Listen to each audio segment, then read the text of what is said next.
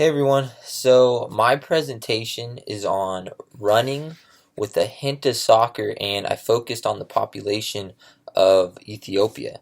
And I know that running, is a sport that is close to me, being that I did cross country and track pretty much, most of my young, kind of youth, adolescence growing up. However, I decided to stick with it because I feel as though a lot of the population doesn't really have a good idea of what the sport is all about and what the training kind of consists of. And so I decided to focus on Ethiopia because I too don't have as much knowledge with Ethiopia running and training and kind of the lifestyle. I did read a book, Running with the Kenyans, and I heard that the Kenyan kind of lifestyle of training is similar to Ethiopia, but there are some differences. And what inspired me to do Ethiopia is I had a roommate and a teammate in college at Sacramento State. His name is Nathaniel Woolday, and he is the person that I decided to interview and to kind of observe and follow. And the reason why I picked him is because even though we were friends and we were somewhat close, we never really had that conversation, that deep conversation about where he came from and how his life was growing up. And so I thought this was a really great opportunity to do this and to maybe even, get us closer, our friendship closer. And yeah, so that's just kind of the background. So let's get into it. Don't mind me, I have my notes right here just to make sure I'm on, stay on path. Um, so, first I just want to give you guys kind of a breakdown of running and what it consists of, the type of training. And when I say running, I mean running and training at a high level to compete, and not just going out there to stay, in shape or to lose weight or to just, run to relieve stress. I'm talking about running to compete. To get those extrinsic rewards as well, to get those personal bests, and kind of what the training consists of. So I'm just going to make it really simple.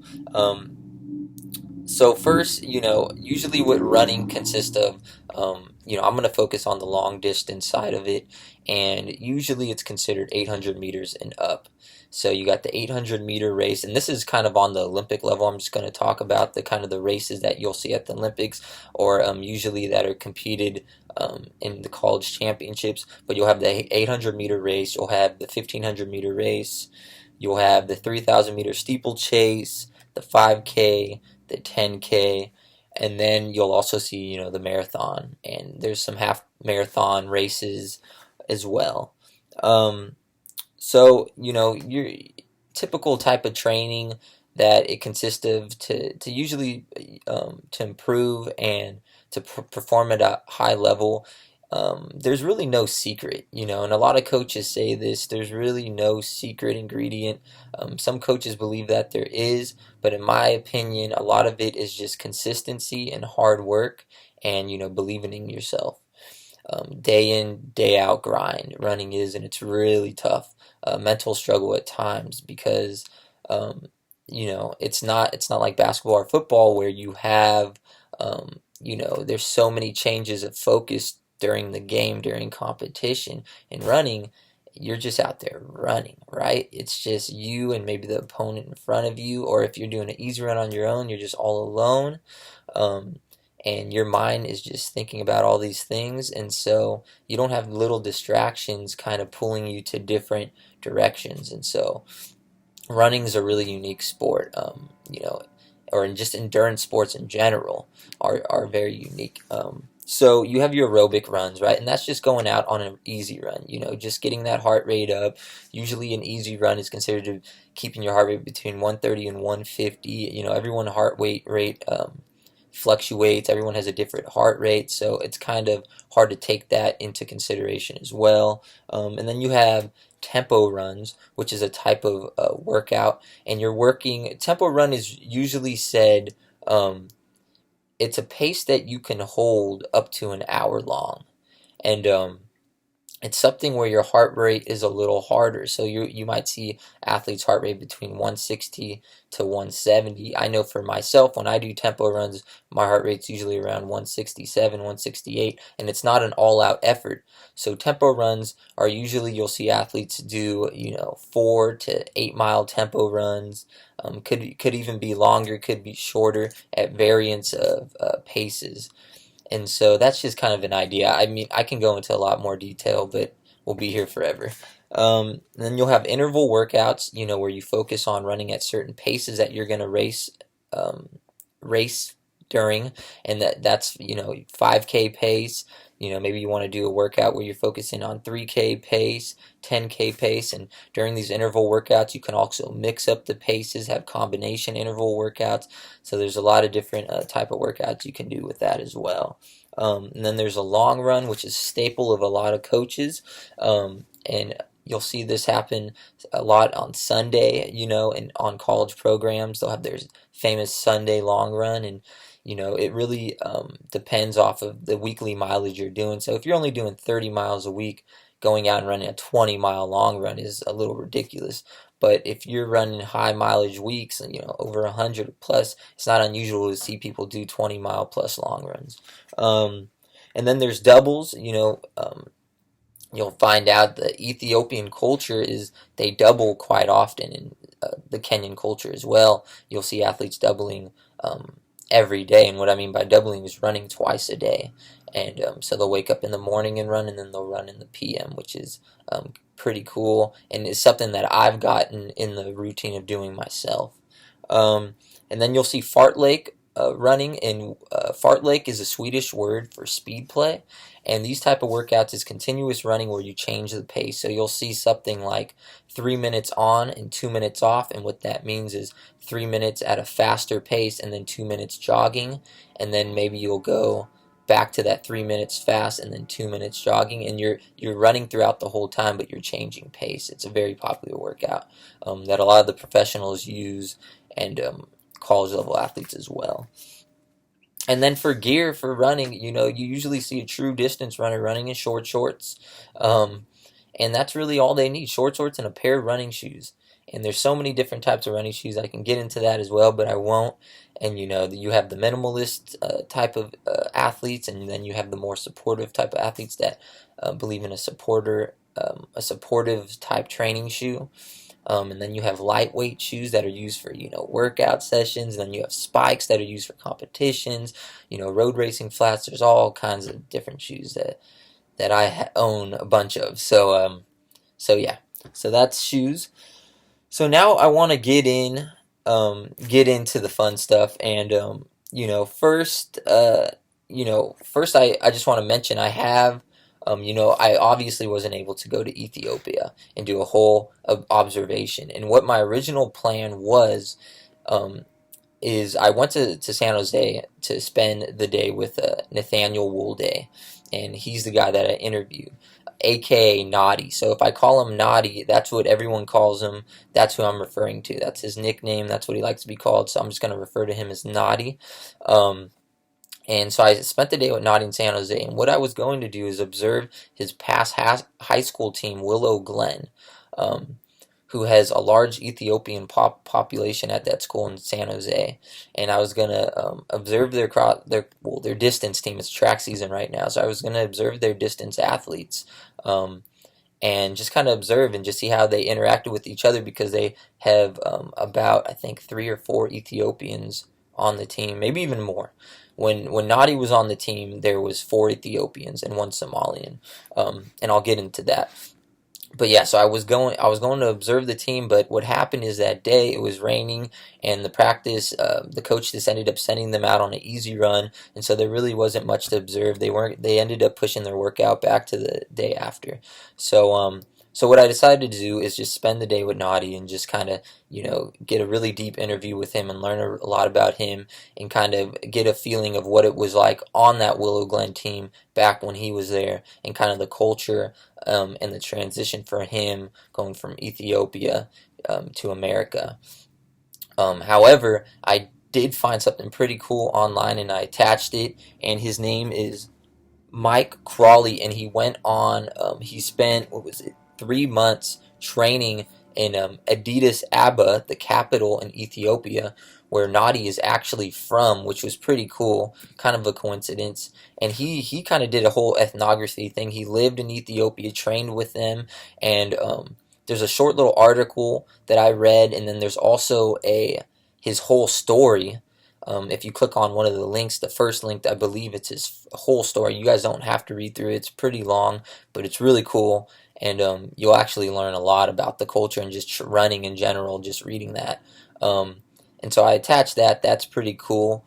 Um, so yeah, so just to list off some things, just in case you don't read it, and just from kind of the simple article, what Mike Crawley mentioned is from training in Ethiopia, he got this sense of camaraderie and this sense of playfulness when running in Ethiopia. And a lot of the times they would meet in huge groups. I guess running in the capital was really popular. It's almost like running in Kenya. Kenya's city, Eton, which is the mecca of distance running in Kenya. So in Ethiopia, Addis Ababa was definitely a big spot of running, a big kind of area that attracted it.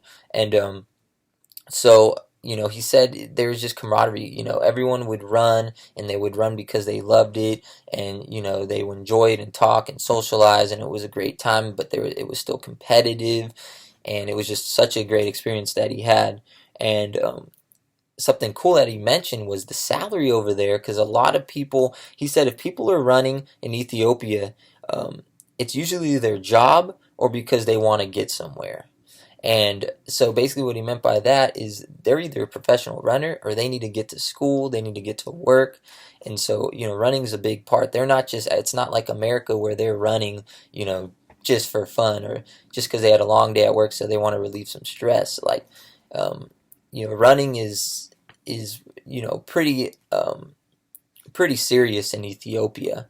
And the salary he stated was these runners either made only $50 a month, which could actually get them a lot more than it would in America. They were able to live off of that. Professional runners, $50 a month they would get. Um, and and that was at the club level. So the elite level runners in Ethiopia, which it's so competitive in Ethiopia, so you can be a runner in Ethiopia and probably be if you were in America, be one of the top American athletes and be considered an elite runner. But in Ethiopia, there's so many that you're considered a club level, so only $50 a month, but they're able to survive off of that, he stated. And there's more information on that in the article. And so, to get into the interview now with Nadi, which was my, favorite part of this experience and just really awesome. And I felt like it really created our bond and our connection even closer, and I'm really glad I did this. And so, as stated earlier, his name is Nathaniel Woolday, and AKA Nadi. Everyone called him that throughout his life growing up. And we were a past teammate of mine and a good friend, and we never talked much about this. And I decided that it would be really good, to get our relationship closer and to do this for this assignment. Um, and once I, interviewed him and gathered all the information, I was like, wow, this is some really good stuff. I wish I would have did this earlier. So I'm just going to kind of go through the questions that I asked him and then his response to them. So the first question was, describe to me your life in Ethiopia and how it differed from US. So I kind of just wanted to get a feel, to start things off, just to kind of see his transition, not necessarily focusing on sport, just kind of focusing on his general life. And first thing he said, in one word, he was like opportunities. And he said the work in the U.S. is different. There's more poverty in Ethiopia. People aren't spending money, always living on the edge. More community building because of it. He learned in Ethiopia to build that community with people. He felt as though schools in Ethiopia was harder, but he felt as though he didn't have the opportunities in Ethiopia to use what he had learned from school. So he said that school was really challenging and it was great, but he whatever he learned, there was nowhere to go out and to kind of apply it, and that was a big reason why his family or his mother took him to America. His dad stayed in Ethiopia. His mom took him to America in eighth grade. Um, and a big reason because of that was because there was more opportunities, and she wanted her children to be able to use what they had learned in Ethiopia and to use their education and have more opportunities, more things to be interested in and more things to apply what they have learned to. Um, and uh, and he lived, as I mentioned, he lived in the capital, Addis Ababa, and what it means, it stands for New Flower. That was pretty cool. I've heard of the capital before. I never knew what it stood for. And then he lived in a neighborhood called, I don't know if I'm going to pronounce this right, Kolfofa. So that was just kind of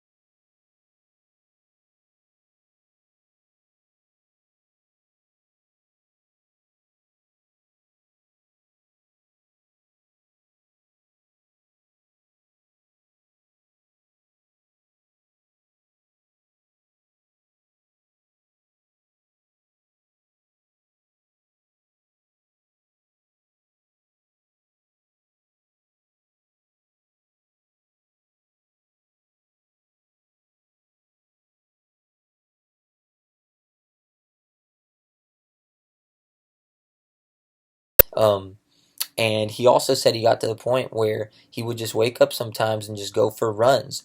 And he said a big part of this was because at the time, Gabriel, I don't know if you guys heard of these two elite runners, but one is Haley Gabriel Selassie and then Kanisa Bekele. And two of the, even runners that I kind of heard of growing up, two of the just the most talented, just hot, just super popular runners during I would say the 90s, early 2000s, and these were the guys that he knew growing up and that inspired him. And he said he met Haley Gabriel Selassie, and after that he wanted to run, and he woke up every day in the morning and he would run. He was inspired by him, and you guys can look up these runners on your own time, but Bekele is a world record holder in the 10K and the 5K. He's run in the 5K, which is, I think he's run 26:17, and then the 10K 26:22. And then Haley Gabriel Selassie, right behind him, he's run like 26:22 in the 5K and 26:39. So they were big rivals, very close in talent. In the end, Bekele got the two world records, but I think going down in history was probably Haley Gabriel Selassie being one of the best. He had the marathon world record for a while as well. Um, and he's 42 and he stopped. Bekele's only 33, and honestly, I'm not sure what happened to him, why he stopped running. I think injuries kind of plagued his career, but yeah. So those are the kind of guys that got him into running, and so he said in America he tried out. when he came to America in eighth grade, there was a coach at Willow Glen that wanted him to come out and to start running for them. And Noddy at the time, he did not know running was an organized thing. He thought it was just a thing you did on your own, right? And you got good at it. And so at first he wanted to focus on soccer and basketball because those were the only two kind of sports he knew in a team setting. And so the coach had to do some serious work, he said, on him because Noddy, he admitted he was very stubborn, didn't want to try it. But then he noticed that there was a big culture of Ethiopians on the team, and he actually knew a couple of them from Ethiopia, that I guess were from around the same neighborhood, and that came over, I think a year before Nadi did, to America. And so that inspired him to join the team, and they had four Ethiopians and then one Somalian who he said his name was Muhammad Abdallah, and I remember him in high school because he was just an animal. He was a beast. He was so good, so passionate about the sport. I looked up to him. I think he was a year older than me and 2 years older than Nadi. But anyways, yeah, so he said people would always mistake him to be Ethiopian because they would just see this pack of kids that all looked similar, but he was really Somalian, and so there was that kind of little inner rivalry, he said, between the Ethiopians and Muhammad on the team, which made them stronger than which made them push each other and to be the best they could be. And so the coach, he said something that the coach mentioned that really stuck with him and really got him to come out, is the coach said that you need to come out and do running because running is in your blood. And I feel as though you could take this kind of personal, if it's said to you, but Nadi didn't. He was like, the coach was right. It was in my blood. And he saw Ethiopians, on this team, and from Ethiopia, he saw them all as family, and he saw them all as one culture. And this is something that really resonated with me. And that's why when the coach told him, it's in your blood, he was like, you're right. If these guys, if my friends, my teammates, these guys that I know that are from the same neighborhood from Ethiopia can do it, then I can do it as well. And it's something that I feel that doesn't really exist as much in the American culture. How you know, we don't really see each other as all as one, and we don't really see each other as all one family or of the same blood. You would never, really hear somebody from America being like, oh, we're one family, we're from the same blood. Because we still label each other within these races. But in Ethiopia, even though they weren't related, they all would say they had the same blood, and they all would say, they're from the same family. And so I really thought that was cool, that he mentioned that. So my next question went into, what did you enjoy most about running? And he said the struggle. And I thought this was really interesting. And he said running is a tough sport. There's more to running than just running. He said that a lot of people always, when they ask you what you do for a sport and you say, you do cross country track, it's running, and they think it's just, why would you want to do that? Why do you want to run? He's like, it frustrates him because he's like, running isn't just running. There's a lot more to running than just going out there. People think I just go out there, popping some headphones and run. That's not how it is. There's workouts. There's a mental battle. And then he said you have to convince your brain to push. And he said his coach was a psychology teacher, so he helped him deal with all the emotional struggles he suffered when he was battling injuries throughout high school and even into college. And he said he was very stubborn. Nadi said he was very stubborn and always would go hard, even when he was injured, and he wouldn't tell anybody that he was hurt. And so I asked him if this had anything to do, with where he came from or his upbringing. I want to see if there was a connection in that. And he said most definitely. He said now that he thinks about it, he says growing up in Ethiopia was tough. There's poverty, and there's high elevation, which was a very good point. He said, I was grown up in a family that was poor, and we had to push. We had to push. There's a lot of things that happened, and a lot of bad situations they got into. And he said he always had to push, and he never gave up. And he think that that's a big reason why, he was stubborn, and he wouldn't want to show any sort of weakness or fear or kind of injury. He would just push through it. And he said he felt as though he could stand pain a lot longer than a lot of people. And he brought up, I don't know if you guys know Steve Prefontaine, huge popular runner, ran at Oregon in the '70s. He's the guy that kind of really took off American distance running. He was on that team where Bill Bowerman, created Nike and whatnot. You can look him up if you don't, but Prefontaine was a style runner where he would go to the front and just push as hard as he could. And so he said about Prefontaine, he said, we figured that out a long time ago. And I thought that was funny because Prefontaine's philosophy was, go to the front, push through pain, push your hardest, no guts, no glory. And Nadi was like, it's funny because Ethiopians found that out a long time ago. They were doing that from the beginning. There was really no kind of, that didn't need to be sparked into other runners. It was always happening in Ethiopia. Yeah, and he said if he didn't push through the pain, he would never be like Haile Gebrselassie and Kanisa Bekele. He said in order to get to that level, he was going to have to push. And he said it was a blessing and a curse. It was a blessing in that it made him mentally tough in races and in competitions, but it was a curse because he was never able to get to those competitions or races because he was always injured. And I remember because in college, I think he had to quit his sophomore year because he just couldn't get into a routine. He was always hurt all the time, was never able to train. And I remember because he would be coming back from an injury, and I would tell him be patient, and he would go out for a run and start hammering, sub 6 minute pace for 8 miles, and then he would get hurt again the next day. So it was frustrating. I remember those times. And then after, so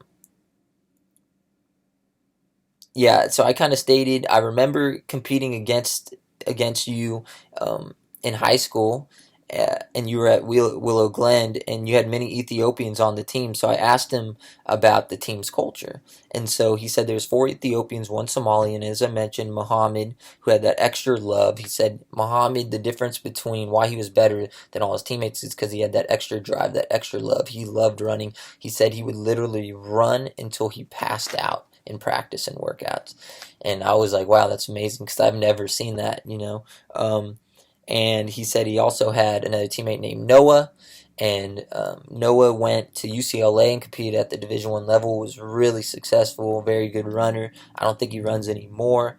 And then he said seeing someone, as I stated earlier, seeing someone from the same blood, the same culture, if they can do it, I can do it. And then I asked him the last final question, how is life now with running? What about running did you take away from it the most? And he said, so first he said currently he's running every other day. He's not really training much anymore. And he's training for a half marathon, though he wants to get back into shape. He says he knows it's going to be a long process because he needs to get down back to his running weight. But he's motivated to do that. And he said the one thing about running that he took away from the most was teamwork. And I thought this was awesome because usually you see running as an individual sport, but not him. And he said he built a bond that cannot be broken. And he was talking about his high school team. His high school teammates still talk, and they're planning to do a trip soon all together to reunite. And he also stated, it takes practice to get to where you want to be. And he said, when the monkey is on your back, that is when you know you won the race. He said he lives by that kind of saying in school and work. And what he described to me is, struggling is good. By struggling and going through rough times, he's always knowing that he's learning something from that. And he always tries to take what the specifics, what has happened from that struggle, what he kind of went through, and then, learn from his mistakes or, learn from that struggle. And so, I thought that was really inspirational as well. and he was just throwing out all these like inspirational quotes. He was getting me all fired up, and he said, "If you push enough on the wall, it will eventually fall." And it was just a great experience with Nathaniel. I'm really glad I did this, and he really got me kind of fired up to and inspired to keep pursuing, my dreams in running, and yeah, and so, just kind of to sum it up, um, that's just was kind of the life of Nathaniel Woolday. And I just kind of hung out with him the day. I finally met his mom for the first time, which was cool. I was really looking forward to kind of having that interaction with with the high school team, but it just, I guess it wasn't a good day to do it. And hopefully I can still get that interaction in some time and maybe update you guys on it in the future. But yeah, so it was a great presentation, and I had a really good time doing it, and I hope you guys enjoyed it.